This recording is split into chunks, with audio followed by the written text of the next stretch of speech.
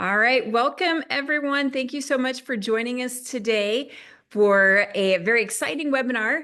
I'm Rachel Mann, and we are going to be talking about partnering for success, developing apprenticeship programs and curriculum aligned with workforce needs, which we know is so important in career technical education.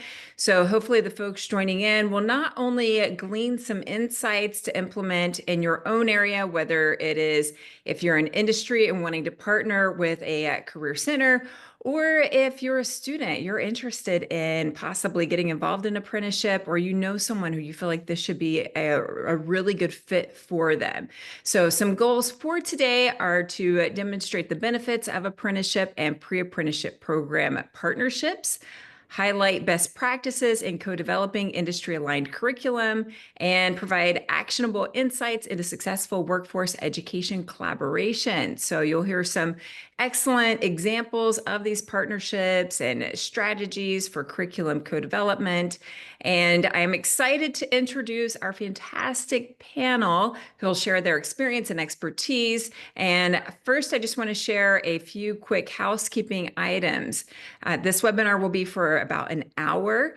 We'll spend roughly 40 minutes in discussion and then have a Q&A at the end for 10 minutes. And if you have questions, please feel free to share those at any time. I'll be compiling a list of them and bring those forward during the Q&A. Feel free to upvote a question that you would like an answer to as well. And now let's go to meet our panelists. First, I would like to introduce Bryan Brooks, who I just found out is a local celebrity in the area.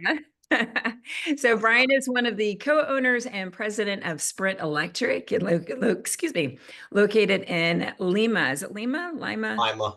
Lima. All right, Lima, Ohio. He began his career in 2002, completing the ABC apprenticeship program through Apollo Career Center. After transitioning into the office in 2014, he took on a job with estimations and ACAD responsibilities. And in 2017, he and his business partners took over the company upon the founder's retirement. And today he oversees day-to-day operations while still handling estimation and ACAD need. He lives in Fort Jennings with his wife, Jamie, and their 4 children. So you're very busy, Bryan.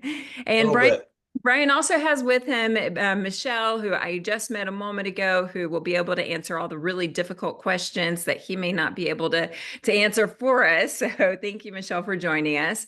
And next we have Toby. Toby is the business and industry liaison and assistant director at Apollo Career Center.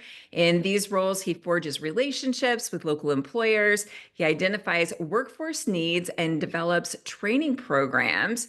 He also oversees operations, supports strategic growth, manages staff, and ensures compliance with accreditation standards. That's a lot, Toby. You're doing a ton of stuff. Most importantly, he's passionate about student success, and he's committed to enhancing enrollment, retention, and career placement while strengthening Apollo's impact on the local workforce. And then we have Tara. Tara is the powerhouse behind today's event. She helped pull this together, and she is the director of adult workforce education at Apollo Career Center, overseeing one of the most productive Ohio technical centers in the state. With 22 years of experience in career and technical education, she has significantly increased Apollo's annual adult education carryover, supporting workforce needs since becoming the director. Tara's career began with developing and teaching CT programs, and she has since held roles as Assistant Director of Adult Education, Business and Industry Liaison, and Allied Health Director. She is also a COE accreditation team member and a completer of the Ohio ACTE New and Inspiring Superintendent's Program. So once again, I'm Rachel Mann. I will be your moderator, guiding you through today's conversation and ensuring we cover as many insights as possible. So let's go ahead and dive in. So first of all, let's talk about the apprenticeship and pre-apprenticeship piece and how it came to life. Tara, I would like to start with you. Can you share how this partnership got started and how you identify and prioritize apprenticeship programs to match local workforce needs? Well, one thing that's interesting, I think, about Ohio Technical Centers, and this is really the dynamic between Toby and myself. is I come directly from industry. Toby comes directly from industry, and Toby's a journeyman. And so we were looking at all of the business and industry coming to us, telling us all the different types of employees they're looking for, students. And Toby had this bright idea. And I always say this is one of the feathers in his caps. He was like, I'm a journeyman. What is it that we can do here to produce journeymen in addition to the local community colleges and universities? So just really listening to what industry wanted and needed, and then coming directly from industry, myself and Toby, we kind of looked at it like there's a way, I know there's a way that we can do this. There has to be not necessarily a workaround, but there has to be a direct way that we can serve employers directly, giving them two things. One, an industry approved curriculum that aligns with the Ohio Department of Higher Education, but two, getting to the meat and potatoes of the industries that we're trying to serve. So in talking with Toby about that, he said, let's start an apprenticeship program. And I thought that's a great idea. We'll start there. And then really from there, it was born. That is fantastic. That's wow. And then I love that you both have that workforce experience, because that really helps to shape the correct dynamics. And Toby, from your perspective, how do you engage businesses in the initial stages of developing these apprenticeship programs? Well, the electrical apprenticeship started about 6 years ago, and we actually had a local company come in, and they wanted to do some advanced training, and they started looking around, and he was like, "Why am I sending people over an hour away?" I'm like, "I don't know. We can do it here." At that point in time, we already had a toolmaker program set up, and talking with him at the time, I was like, "All right, let's get 4 or 5 electrical companies together and sit down and have the discussion." And Bryan was actually part of those discussions many, many years ago. So a lot of it was the relationship that that electric company had. It was some blind phone calls. I think Bryan even called a couple people at the time. We had 6 companies sitting around the table when we initially started the electrical apprenticeship program, and they all went through, reviewed, decided which classes. So it was really industry led on what we submitted to the state. Um, just engaging them, just keeping them around, invite them to advisory committees, keep them an active part. Us being the career center that we are, we have great relationships with these companies on both the secondary and post-secondary side. So a lot of our high school kids go to work for Bryan, and then when they come back, they're coming back as a second-year apprentice to the adult side, because we modeled our high school program after our adult apprenticeship. So they are involved quite a bit. Hmm. And Bryan, that brings me to you. So shifting to the business perspective, what motivates companies like Sprint Electric to participate in these apprenticeship programs? So there's a couple things. One is the knowledge they're getting in the classroom is big, but one of the main motivations probably is the age of the construction industry. We are aging out, retirement.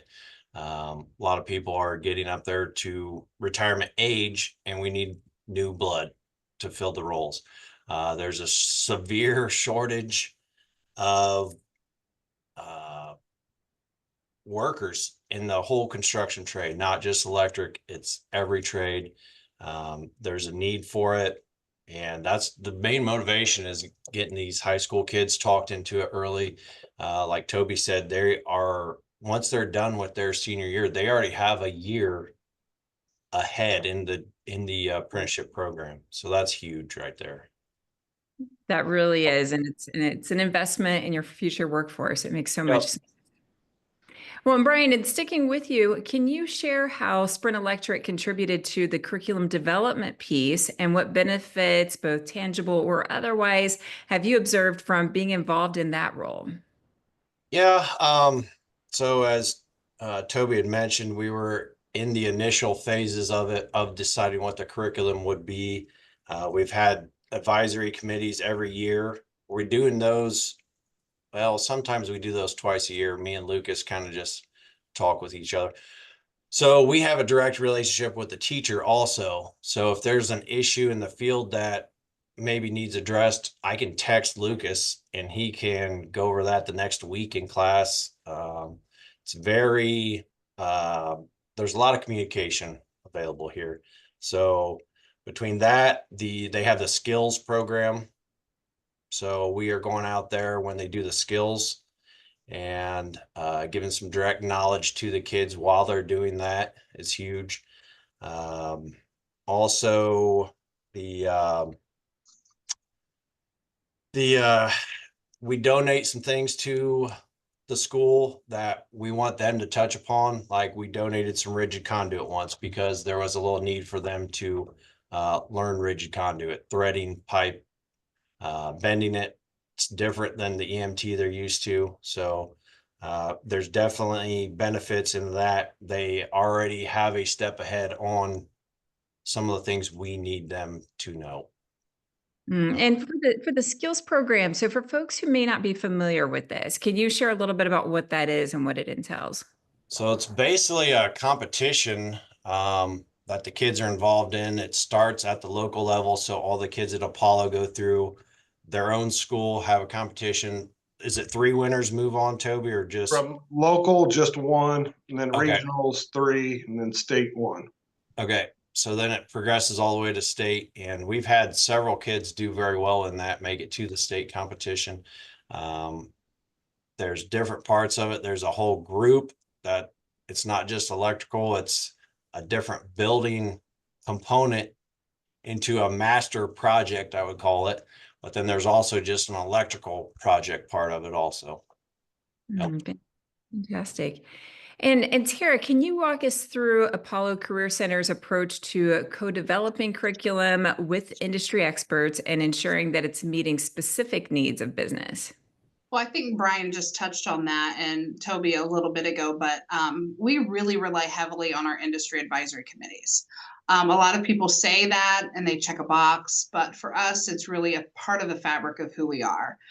To say that there's a buy-in district-wide is really an understatement because that really is the current that carries the curriculum. So not only do we look, and Bryan even talked about the aging workforce, not only do we look for them for workforce trends, what are those skills gaps, but also too, we go right back to them for updates in the curriculum and making sure they have that direct connection to the instructor, whether that's electrical, whether that's tool and die, whether that's HVAC. And then the underscoring part is what we're doing in the industry credentials, is it really serving the industry standards? You can get an OSHA card, but do you understand how that applies in the workforce? And that's where really relying on, we can only teach it so much, but when they get out in industry, when they start working, that's where they really are starting to apply that. And really making sure we align even any kind of short-term credential that we have, whether they're taking a specific class or they're learning a specific skill, really just going back to those employer partners, making sure that the work-based learning opportunities that they have are relevant.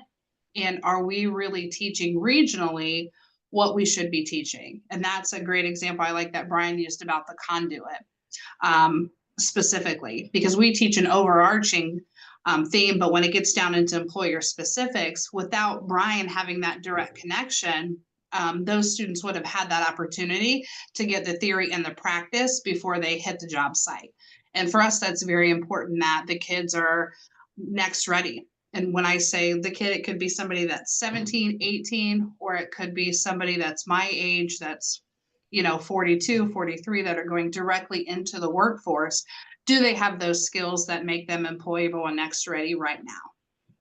And Tara, I love the next ready concept, and that actually ties in with my next question for Toby.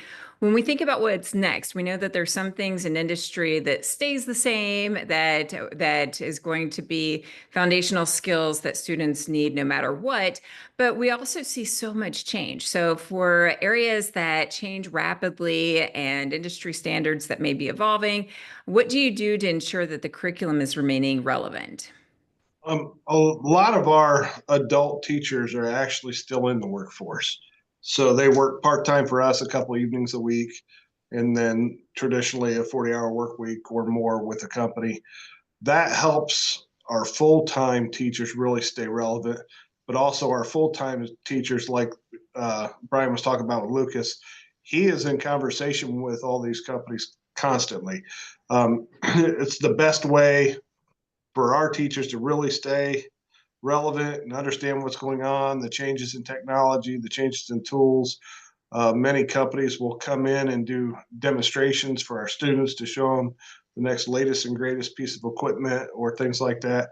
That really hasn't been much of an issue for us, especially over the last few years. That makes so much sense. That's not something that that you hear of in traditional education, someone being in the workforce, but then also teaching for a percentage of their time. So that definitely helps with keeping that alignment. All right, so let's talk about the broader impact of alignment between curriculum and workforce demands. And Toby, we'll stick with you on this one. Can you share a clear example where a partnership directly enhanced workforce alignment and student success? Everything we do here, we're working with the employers on, whether it be the pre-apprenticeship program or the actual apprenticeship program. We're fortunate that we have both. Bryan typically has 5 or 6 apprenticeship students every year and 2 or 3 pre-apprenticeships every year. So through the advisory committees, through co-development of the trainings, ongoing feedback consistent with the employers, the pre-apprenticeship side, the students have a evaluation that's turned in every 2 weeks. That helps our students and our instructors to know maybe where they've been deficient the 2 weeks they were out at work. So now they're coming back for 2 weeks at school, what they could work on to make things better. It's everywhere, from positives to negatives. We get a lot of positive impact that comes out of those comments as well. All right, thank you for that. And looking at the next piece, so for Bryan, can you share how has aligning the curriculum with real-time workforce demands? So we're already hearing a ton about how everyone is keeping up with those workforce demands, how this affects employee skill levels at Sprint Electric and possibly business outcomes. Yeah, so ultimately the skill levels are up. They are up. That's good for us. So when the skill levels are up, our long-term employees, the already journeymen, don't have to teach as much. They don't have to spend as much time showing them exactly what to do. It's huge on the job sites. It's more productive with just a little bit of maybe fine tuning the skill, and then we're where we need to be. So as Toby kind of mentioned here, just our numbers in-house, we have 33 employees right now. That's counting everybody in the office, in the field. We have 9 that are done with their journeyman hours apprenticeship program completed. That's including me and my partner, Andy. He actually completed the apprenticeship program also. So there's 9 of us done. We have 8 right now, some that are done with the schooling and still gaining hours, work hours on the job hours. And we have another 3 in high school. So we have 20 out of 33 that in one time or another have been a part of the apprenticeship program. So the skills and the business outcomes, I don't know if we'd be where we are today without the apprenticeship program. That's so powerful too, to have experienced it and then be involved at this level. Yep. And a lot of our guys in the field have been through the program, so they're teaching the new kids. You know, we call them kids. They're not all kids, but you guys know what I mean. So they've actually went through the program. They're able to share their experiences with the program to some of the new ones, and this is how our business is surviving, to be honest with you. Wow, that's fantastic. And Tara, back to you. What strategies does Apollo use to maintain alignment with both evolving workforce demands and post-secondary education requirements or industry certifications? So, we're really strategic in the way that we look at things. So one of my key roles and Toby's is continually working with our partners, whether that's Ohio Means Jobs, Jobs Ohio, and just using regional economic data. It's statewide is great, but focusing in on that regional data to give us that labor market analysis of where are the jobs, what are the needs, what are the demands, and then aligning our program to those. And then some of the immediate outcomes. And that's one of the things that's different about the Ohio Technical Centers is we're held from our accreditors to completion, placement, and credentialing rates. So if the students aren't getting jobs, they're not being productive, they're not getting those industry recognized credentials, we're not doing our part. So we do our best to stay ahead of that. And then I always say that we're either an on-ramp or we're a landing strip. So some people maybe have been there, done that in their career, and they always wanted to do something different, or we're just an on-ramp to where they want to go next. And it's very important for us that we strategize. And then there's that seamless post-secondary education pathway. So that's the use of articulation agreements with our local community colleges and universities. But for us, we really focus in, and I know Sprint uses this, is really tech cred in our upskilling programs. So we use to make sure that all of our programs, not only in the apprenticeship case, but most of our programs align with the workers earning those industry credentials that they could stack. And then they could get tech cred funding to help both not only the student, but the employer. But then what's next for them? If they get into Sprint and they do a good job as an apprentice, is what's the career path? What can they do next with their education? So we want to make sure that we're providing legitimate registered apprenticeships. It's competency based, and they're getting real earn while you learn is really the model. So when they get done or when they get to that next career benchmark, for lack of better terms, they can continue on in their current position. They could maybe move up the ladder or they could pursue that next degree, whatever that may be, associate degree or bachelor's degree.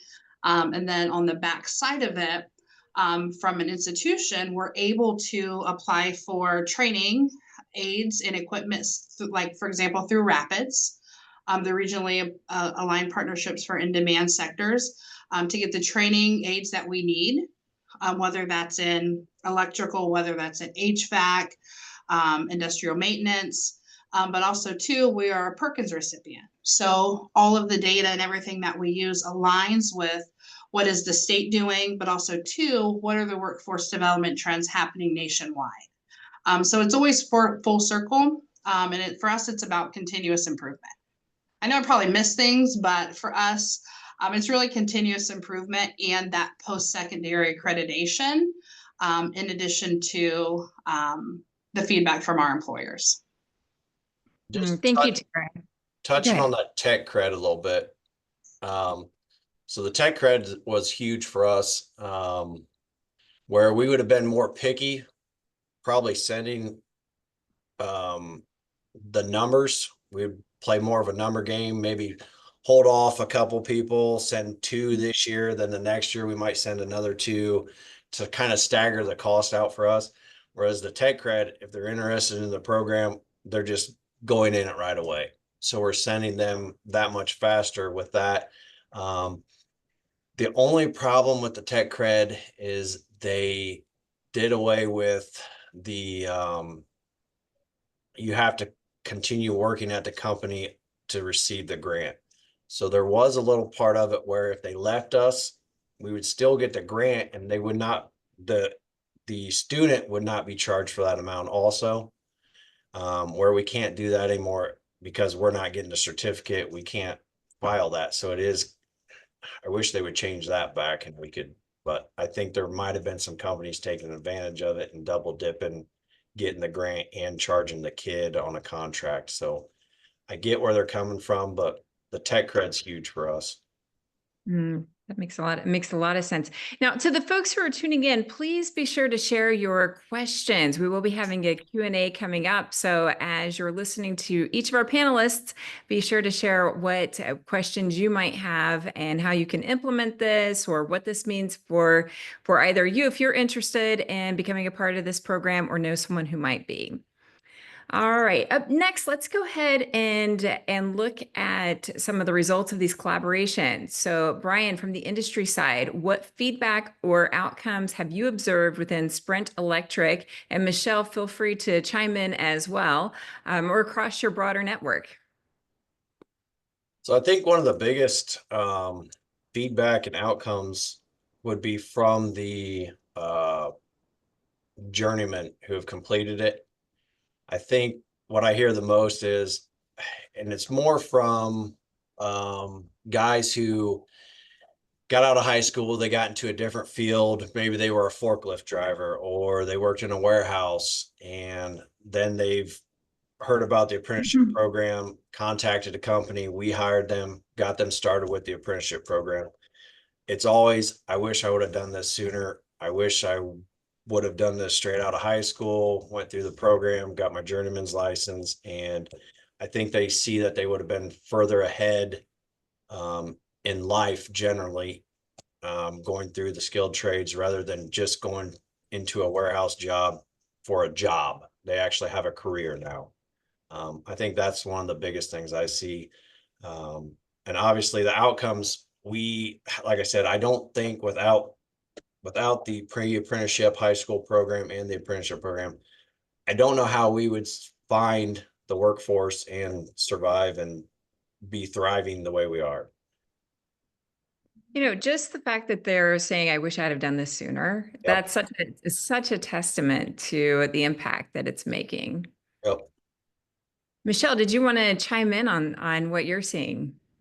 I would just second that about the young people out of high school. If we didn't have those that were in the apprenticeship program at Apollo coming to us after, we wouldn't have many of the hires, you know, we wouldn't have the workforce that we need. It's huge. That's the biggest thing. And Tara, what key successes or achievements have emerged from the apprenticeship partnerships at Apollo?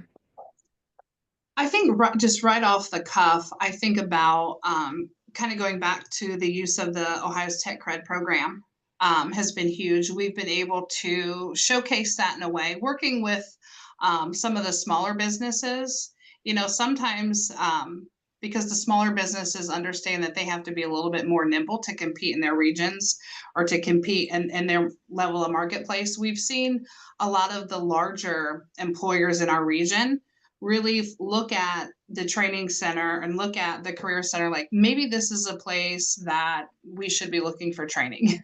And really with the use of Tech Cred, working through the corporate structure, and for us being able to work with people like Sprint, like Bryan at Sprint, being able to learn how Tech Cred works on the backside and the employer side has been extremely helpful. And then really just to understand more intimately, what are the real needs of the employers? So when we go after, for example, like equipment through the Rapids grant to help expand apprenticeship, it's really been helpful for us. And we see that as a huge win because now we can dial in more specifically on exactly what do the people in our region need, meaning what do the people in Northwest Ohio, the people that are hiring our students that live and work right here. But then on the flip side of that, and Toby can kind of chime in on this, I think a lot of the apprentices that are coming through, regardless of whether it's electrical, whether it's, you know, tool and die, there's more of a loyalty to the employer than there would be just hopping from job to job because it's paying 50 cents more an hour. So we've not only seen that, but just that, I think that loyalty and the longer term employment, because now we've identified our student is changing, and just the way that they're coming through and the young adults are changing, and it's more family focused. What's important for them? What's really, you know, how can I not only, yes, I'm going to learn to be a journeyman electrician, but how can I get that buy-in back from from my company. I have it from my school. I have it from my company. There's more of a belonging. So I feel like that's been a win for us as a career center to show them, yes, we are your local career center. We can legitimately connect you to employers in the region.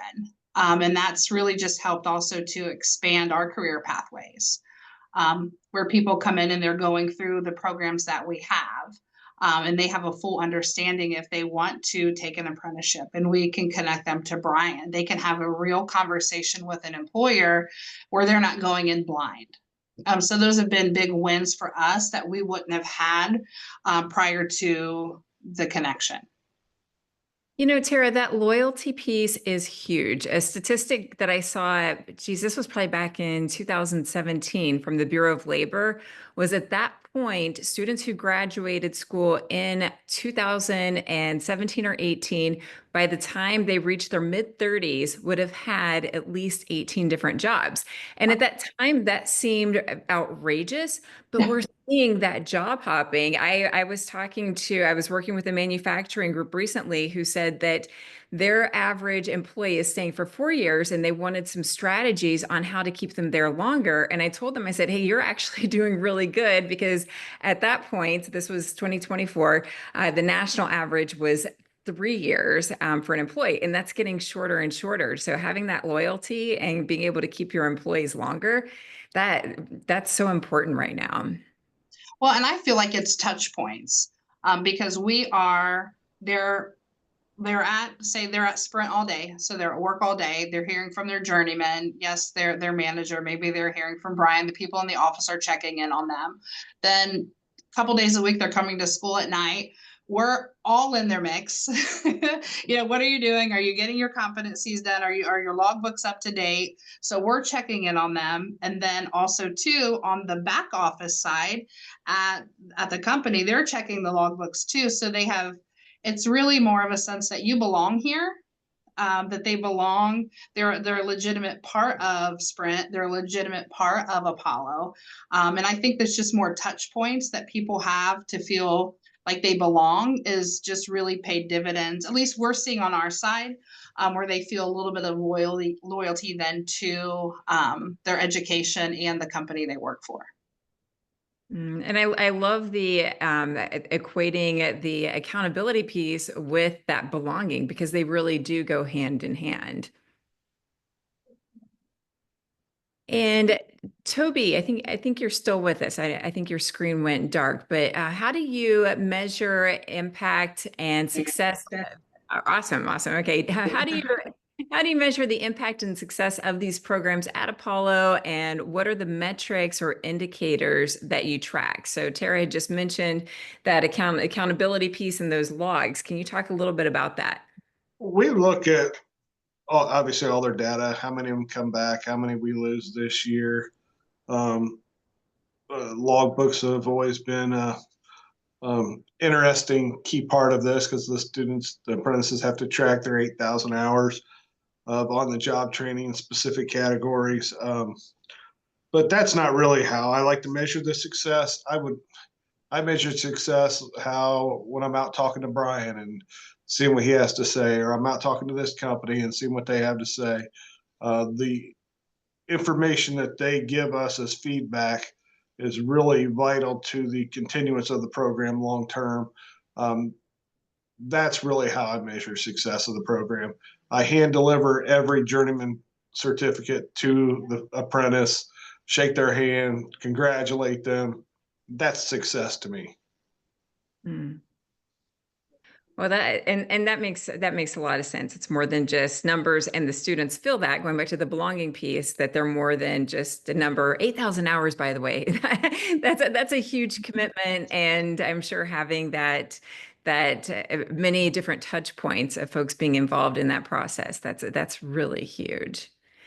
Well, we've already heard a wealth of information from each of you as panelists. So now for our participants, it's your turn to share your Q&A. So please share your questions in the chat, and I'll go ahead and start with one of them that I saw, or a couple of them that I saw come in already. So first is for Bryan. Are you aware of other companies that are using the model that you have in place with Apollo?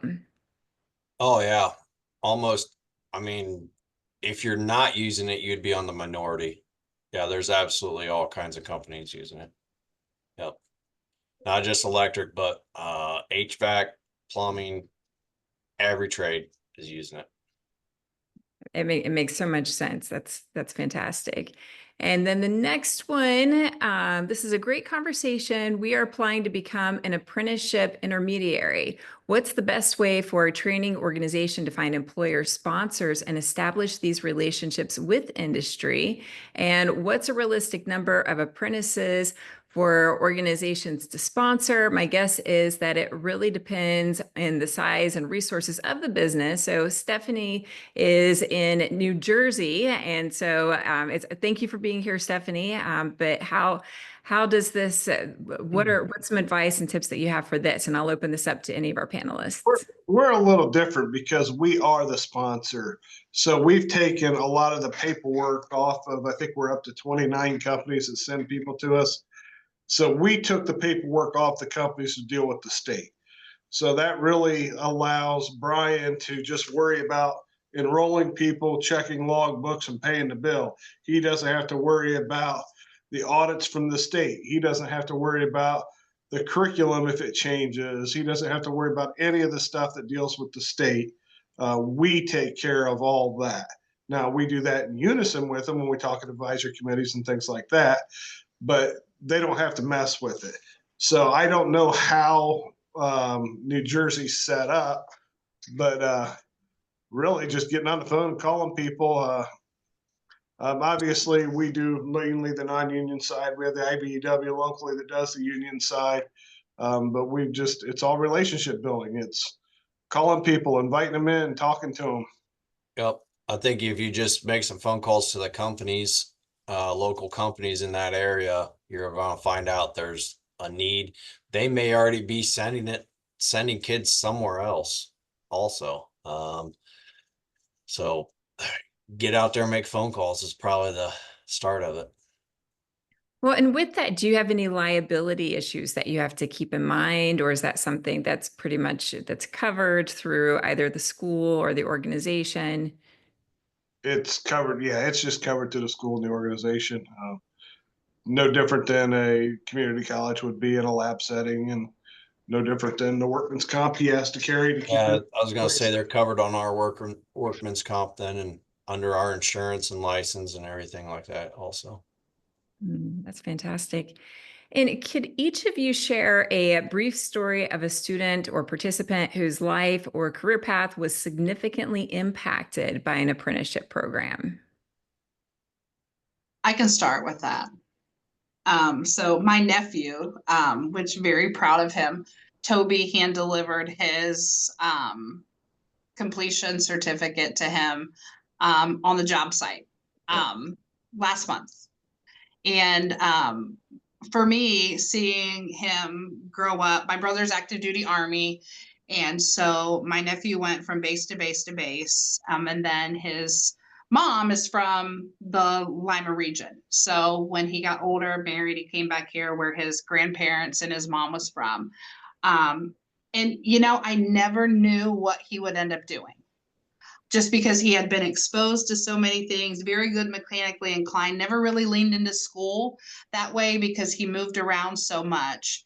And, and I just thought, what is my nephew going to do?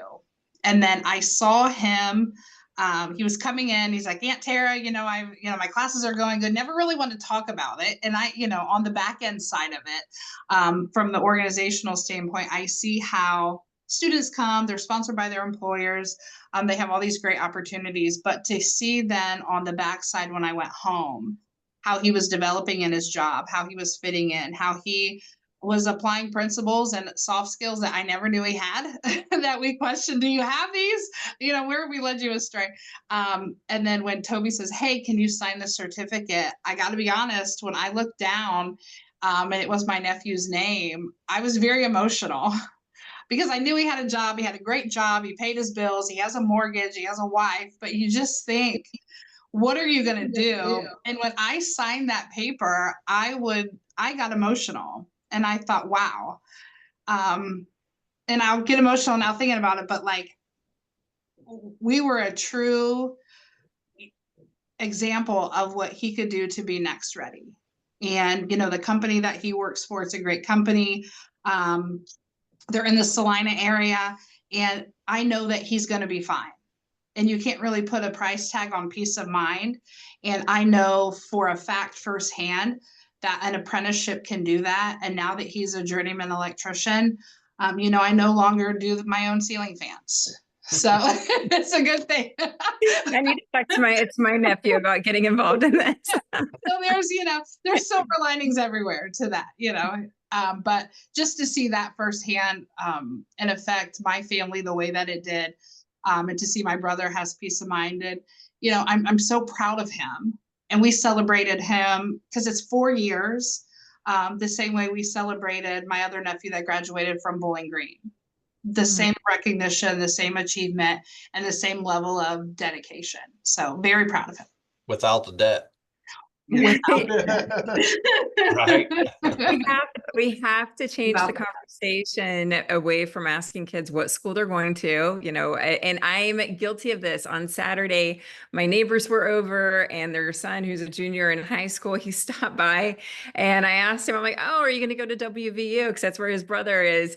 And he's like, you know, I'm thinking about jumping right into the workforce after school. I'm like, good for you. And then I was like, I know better. I preach this, that we need to be asking, you know, what are your plans after school, whether it's education, employment, or earn while you learn, or, you know, entrepreneurship. There's just, there's so many viable options out there. So that's definitely gives me chills to think about that coming across your desk, Tara, and you signing that. That's so powerful.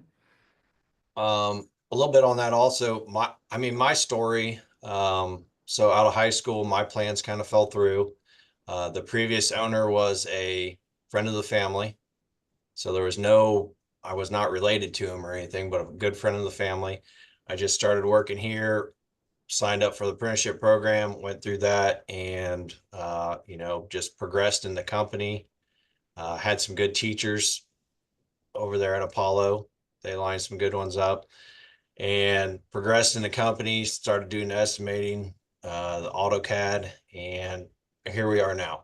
So, I mean, it's not, you can do that. You can take over a company. You could start your own company. I mean, it's kind of endless where you could go. We had a young man a few years ago that didn't have a high school diploma yet. So in Ohio, we have what's called the adult diploma program, where they can come and get a credential and then get a high school diploma versus GED or high school equivalency. He ended up going through getting his high school diploma. And he was working as a line cook at Bob Evans at the time. Came back and took a basic electrical program, liked it, came back a third time as an apprentice, and he's just about ready to get his 8,000 hours done. So there's a long story of somebody that came back 3 times, and every time he had bettered himself. And that just shows the many opportunities and levels of development that are available. And Toby, before we even started the webinar, you're mentioning a night class that you're partnering with to create this summer, I believe. Just so many opportunities for students. Yeah, it's hard to get an apprentice a CDL when they're in class all the time. So we're working through a couple companies trying to get a class set up. That's great. And another question, what advice do you have for a student who may be interested in an apprenticeship program? My advice would be to work with your local companies and get employed to make it sure that is something you want to do long term, whether it be an industrial maintenance tech, a tool maker, machine repair, electrician, whatever pathway you choose. Get in there, get your hands dirty for 6 months to ensure that that's really what you want to do in life. And then work with the local companies, see if they'll invest in you to become a journeyman and to try to find different ways to do things.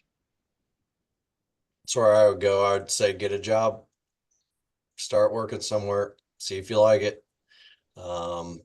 I think that's the most important thing. Make sure you like it. most of the companies are they're gonna sponsor you for the apprenticeship program. I don't know, is there hardly any around it? Is it not, Toby? Not on the electrical side. Most of them are all signed up and ready to go. There's a few that I don't think come, but most of them, if you're willing, they'll find a way. Yep.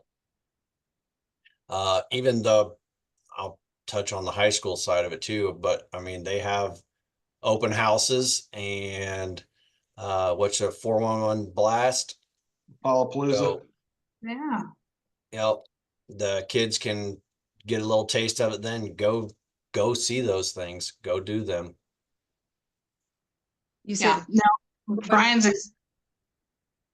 Brian's exactly right. 411 Blast is where the high school students get the opportunity to come through and see the Career Center.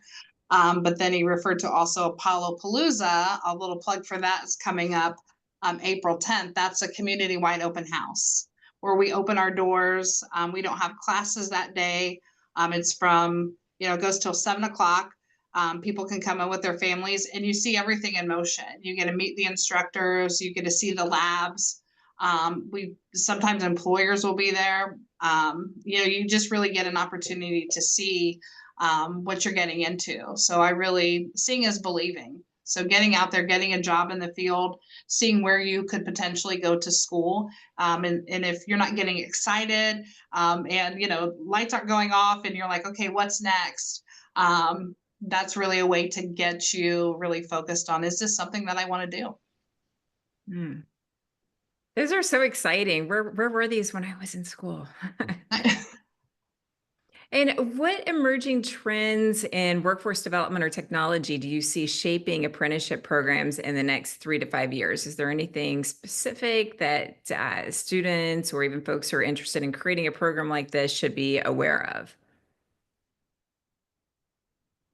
I think with the electrical field, everything's evolving from the electric cars uh, to the stations that recharge them, to all the components that go along with that. I think that a lot of companies will start to have to maintain or work on equipment such as that long term. I think that that'll be on our radar a little bit for some up and new coming technology.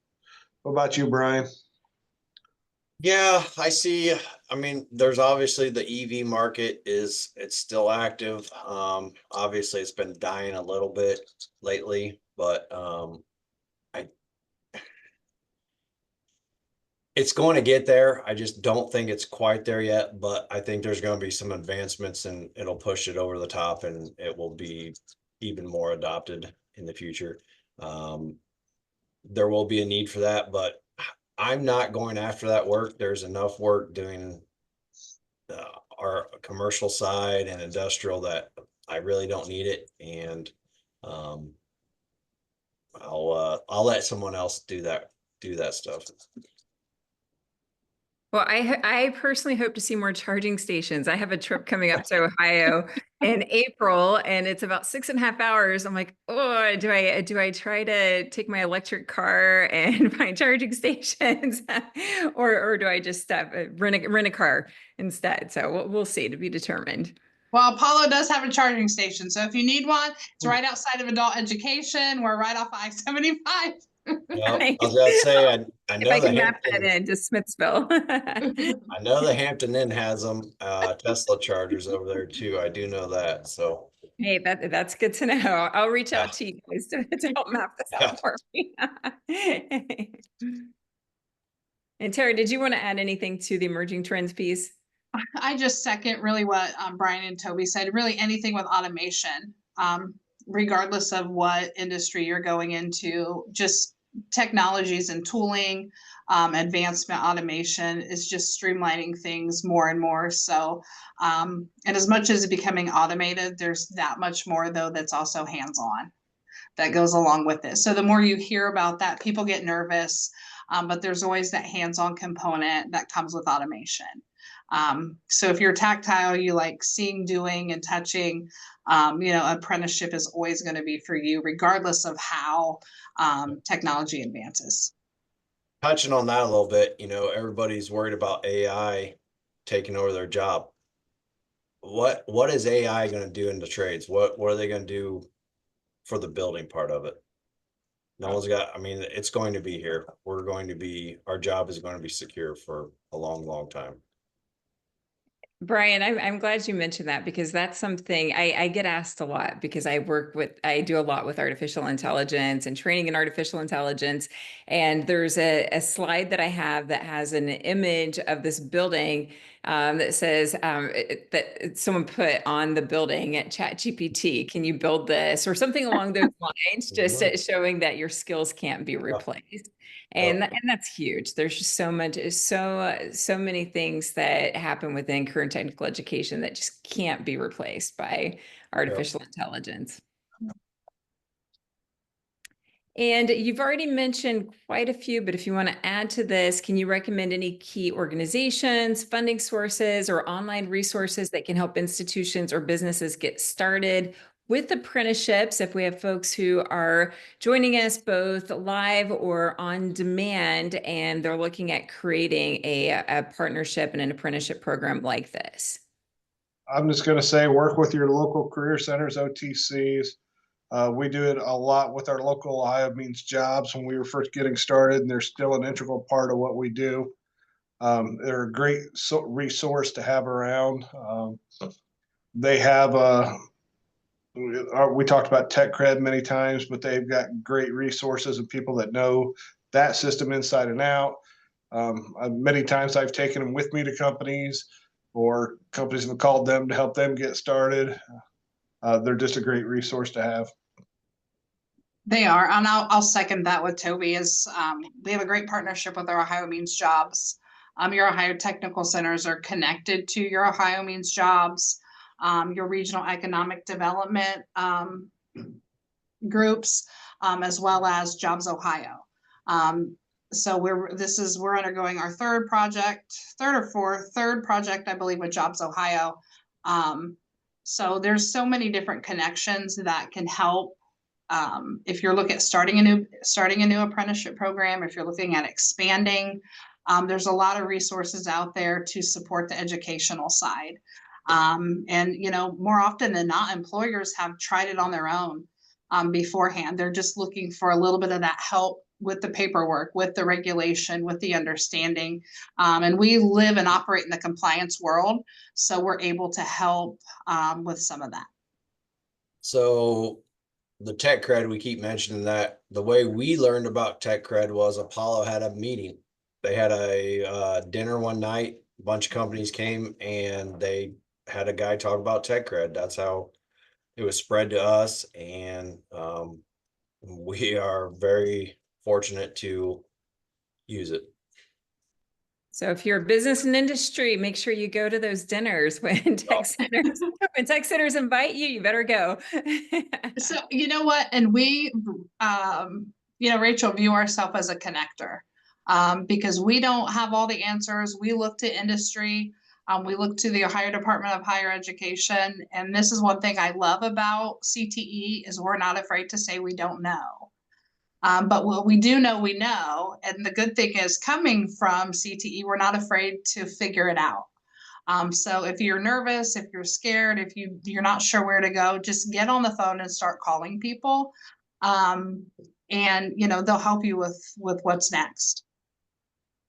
Or go visit in person. That's right. Seeing is believing. Come through a tour. We had a group through today, and that are local people, local business owners, and they, just in all the things that we are doing. But for us, we're just fortunate to be serving our local industry. That is fantastic. And before I wrap up, is there anything else that our panelists would like to add? I don't think so. All right. Well, we have covered so much in a short amount of time. So just to wrap up and summarize some key takeaways, these apprenticeship partnerships are obviously changing lives and supplying the future workforce. That's huge. So they're providing a pipeline of skilled workers and real world learning opportunities for students. So it truly is a synergistic partnership that can change lives on both sides and help businesses continue to thrive. The co-developed curriculum piece, and I'll just go back to AI. I was having a conversation with someone earlier today, and they were talking about the having AI writing the lesson plans. And there's nothing like that real world experience versus having, this something that's canned, that's created for you. So that co-developed piece of really involving business and industry is so important, and it ensures that curriculum is relevant for students, and that students are getting the training they need for employment, and then also that alignment with workforce needs. So the regular feedback loops, which we see throughout this conversation today, that's huge in helping to maintain these cutting edge programs that serve students and the local economy. So if you're an educator or training provider, consider reaching out to your local businesses to start this conversation about co-developed curriculum. And if you're a business, explore how you might partner with educational institutions such as Apollo Career Center or another OTC that is in your community if you're in Ohio or looking towards career centers. And there's going to be different names, so you have to really look into your local area to find those partnerships and establish apprenticeship and pre-apprenticeship opportunities.